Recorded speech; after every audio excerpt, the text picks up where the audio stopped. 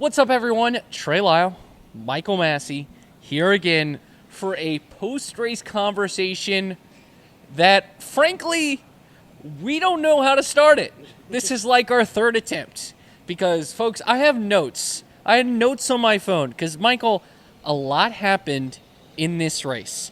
A lot, especially in the latter stages of this race. And so we're going to work backwards for you, folks, starting with the final lap, starting with the move by Christopher Bell in turn 4, passing Bubba Wallace, who was also a lap down like Bell was.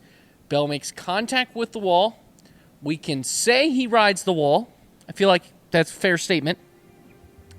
And then he is able to maintain his speed and finish ahead of Wallace, getting the tiebreaker.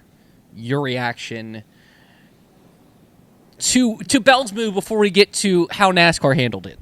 Yeah, so obviously 2 years ago, you and me right here, we saw Ross Chastain rides the wall, gain enough spots to make the championship 4. After that, it was subsequently outlawed, and tonight's the first time we saw someone try it again.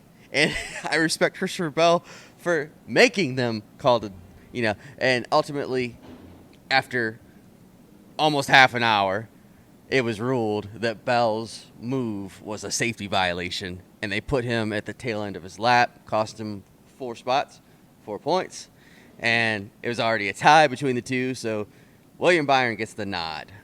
I don't know. I don't know if that's the right call or not. I'm still going back and forth in my mind, because if you watch it, Bubba Wallace, that'll get looked at later, the Bubba Wallace situation, but Bell gets into the wall. I don't know that he was attempting. He didn't gain any spots by doing so. And he also, as you hear the trains go off in the background, he didn't gain any spots. And it looked like he just slipped into the wall and held the gas, which I feel like any driver would do. Yeah, so we were going to get to that. A lot of decisions happened in that trailer right there. That's the NASCAR trailer. That's why we did this. I don't think the penalty should have happened. I think a lot of bad happened at the end of the race. Do not get me wrong. But what Christopher Bell did, and this was, both of us had no idea exactly what happened. We just saw, you can kind of see the score, the big scoring tower right there. I saw one replay of it after the race, and it was initially. And you saw kind of what happened. But, we had some time to digest it. We watched the NBC broadcast back, and it looked to me that Bell did send it into turn 3 to get past Bubba, but kind of was just wrecking. I think he wrecked, and he happened to maintain his momentum. But this leads to one of the weirdest moments I've ever been a part of in NASCAR. As 2 Virginia Tech graduates, we are used to a very long delay between a very controversial call this year. 30 minutes. It took roughly 30 minutes for and I will say this to NASCAR's credit. I would rather them take longer than shorter and get it right, because this is the championship. I completely agree. Do I agree with the call? Not necessarily, but NASCAR's handling of that, what did you think? And we'll get to NASCAR's handling of other things in a second.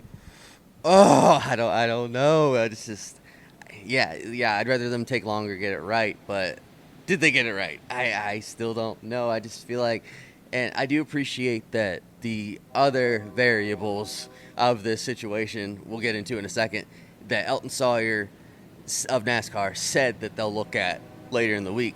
But this thing, I don't know. You got to make a call. Everybody's standing there waiting. Fans are waiting. I'm shocked. The fans stuck around. A lot of fans stuck around. When they announced Byron was in and Bell was out, they erupted. I mean, it was the loudest this place had been all night. So, pretty popular guy, will he be? But there's just something that doesn't sit right with me about the whole thing still. Yeah, there was actually some you can't do that chants like you would do at a football game anytime a team gets a penalty going on at the same time. All right, checking my notes again. Team orders. So William Byron was struggling, similar to what it was last year during the last stages of this race. But I mean struggling. He was losing spots left and right. It was, before Bell's move, it was 1 point, as mentioned, obviously. And for, I believe it lasts 5 laps, 6 laps. It was like super speedway racing was going on behind him. You had the Chevrolet, keyword there, of Austin Dillon, and the Chevrolet of Ross Chastain, and even if you want to, the Chevrolet of Carson Hocevar, boxing in Brad Keselowski, who was trying to get through the field and get past William Byron to get the best proper finish. You also had the reason Bubba Wallace got to Christopher Bell is because going at the last lap in turn 1, Bubba seemed to have an issue. I believe it looked like someone who had a flat tire or someone who had something that broke. Now, could it have been an acting job? Possibly, because I think there was also radio communication between asking the 5 to back up to William Byron. It seemed to me that the bigger controversy of this race, or at least in my eyes, is that there is a lot of clear race manipulation in this one. Oh yeah, it's obvious. I know people probably didn't make it. They probably use code words, stuff like that. Because Spingate, which conveniently happened in this same state we're in, different track but same state. Someone threw Spingate accusations out on Friday. And it was him, but that's a different time. Friday is a forgotten thing now compared to this. Friday was nothing compared to this. The Chevy blockade, boxing in Keselowski. Keselowski went to Twitter afterwards and said, maybe this is the thing that ends the playoffs. Because once again, I don't see how this is any different than what happened in Richmond 11 years ago. They clearly would not pass Byron. They were faster than him, and they wouldn't pass him. I don't see how that's not an issue. There used to be like a 100% rule. You had to give 100%. They weren't giving 100% because, think about it. It's Austin Dillon. It's Ross Chastain. It's Hocevar. Those 3 guys, Hocevar wrecked 3 people today. Chastain has a track record. Austin Dillon, we've seen him do some crazy stuff to get people out the way. For them to just be content riding behind another car it's crazy to me. So, it's not team orders. It's manufacturer orders is what it seemed to be. And then the Bubba thing, I don't know.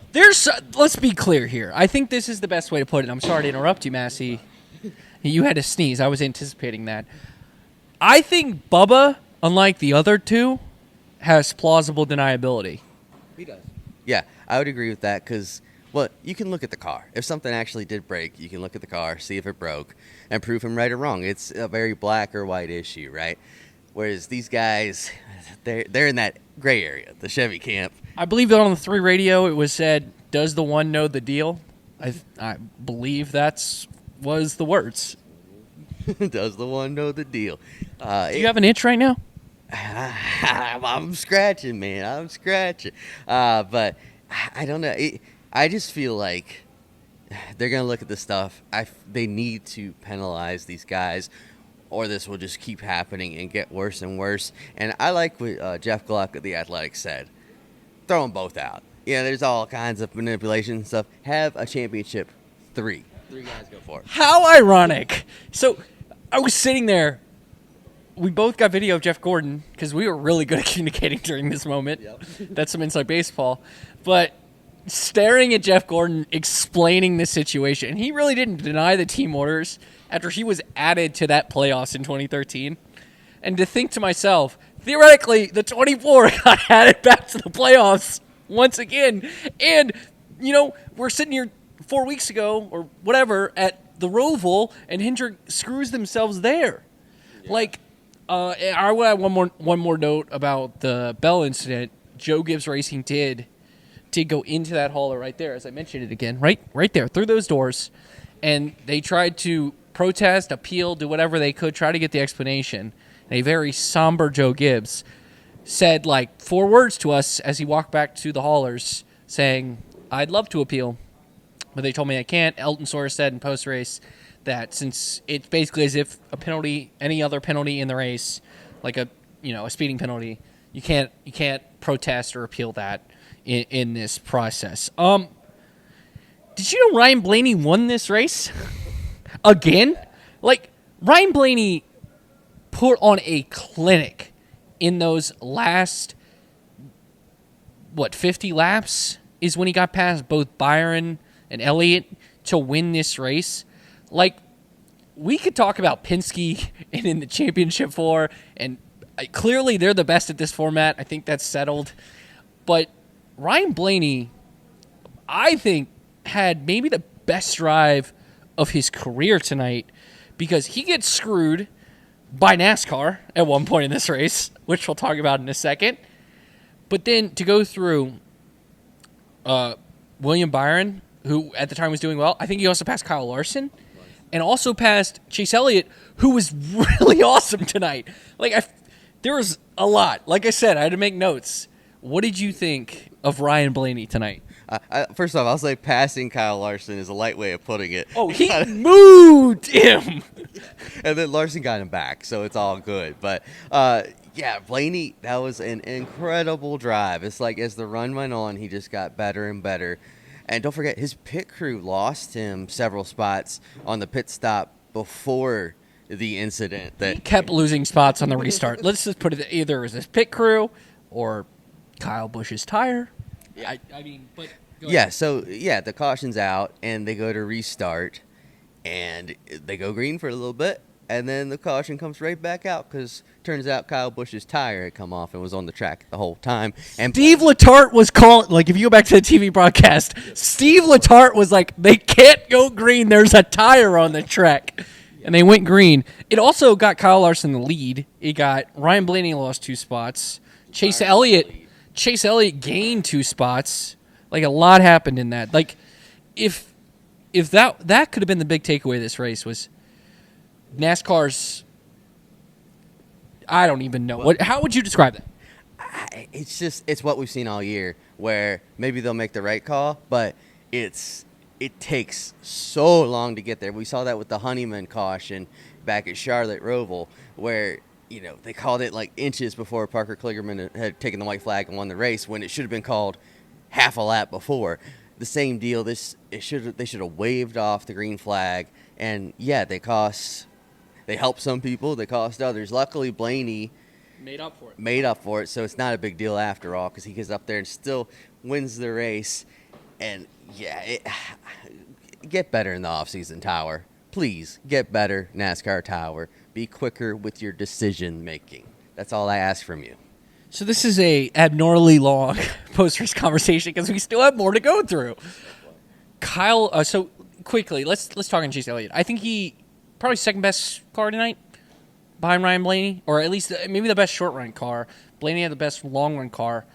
I saw an aggression and a side at Chase Elliott I wasn't expecting here, but he was great tonight. He was great in this race. It's just kind of like, one guy was just better. Yeah, it's the same thing we saw here last year where Blaney was just better than Denny Hamlin. Denny was great, but this time Chase, I mean, it looked like he caught that caution after he had short pitted and used that to get the lead, and it was his lucky break. And then gets a caution after that so he can get on the same tires with everybody else. And he's checked out there, and you're thinking, he's got this. He passed Kyle Larson for the lead, and it looked like he's got this. All of a sudden, Blaney comes in there and just takes it from him. And Chase, I know, people get on Chase a lot for not showing his emotions a lot, not being really out there with his personality and stuff. But he had tears in his eyes afterwards. So it clearly meant a lot to him. He thought he was going to go race for another championship, but kind of had it taken away from him. Yeah, falls 1 spot short in that one. But, all right, the other 3 guys that miss, Kyle Larson, Christopher Bell, and Denny Hamlin. Michael Massie, I think you can make the real case that 3 of the best drivers, maybe the 3 best drivers this season, at least to me the top 2 were Larson and Bell, but the top 3 drivers, as fireworks are going off, just got eliminated. Yeah. Hamlin did great tonight. I think the fact he started in the back and still, had a shot to win is impressive. We already talked about Bell and Kyle Larson. the mistake at Homestead just doomed him. But I think this is a bigger picture issue with this format, that now you have three of the best guys this season out at this point. Yeah, because it was a situation where three guys who were the lowest in points all won this round. So really, the only one that made it on points was William Byron. So, like, at the end of the day, like, points-wise, Byron and Bell, like, they're racing for the top spot in points, and only one of them's making it. So that's just kind of crazy. And, like, Larson, he had 6 wins this year. Nobody else has more than 3. Was that Blaney's third tonight, I believe? So it's just crazy that, like, the wins leader and then some of the best in Bell and Hamlin, they both had 3 wins in just really consistent years. How do they miss it? It's really dumbfounding to me, and I don't know. Maybe we need to revisit it. Reward wins more. Reward consistency. I don't know. Credit Team Penske. They get 2 in. Tyler Reddick obviously joins him. He punted on tonight. We're not even going to talk. He finished early. Honestly, I think the team just brought a car to the race. It might have been my car, because I don't know. Like, they punted on this race, and then obviously William Byron gets there on points. Heading to Phoenix.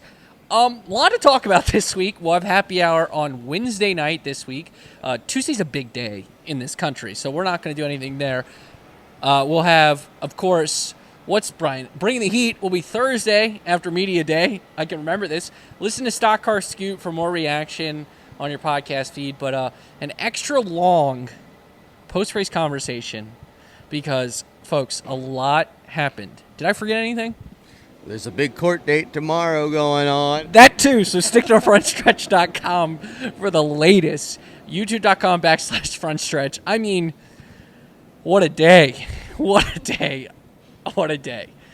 Signing off for now. Make sure you like and subscribe. You can follow us at M_Massie22, at Trey Lyle VT. A nice, long post-race conversation because a lot of stuff happened at the paperclip. Adios, everybody.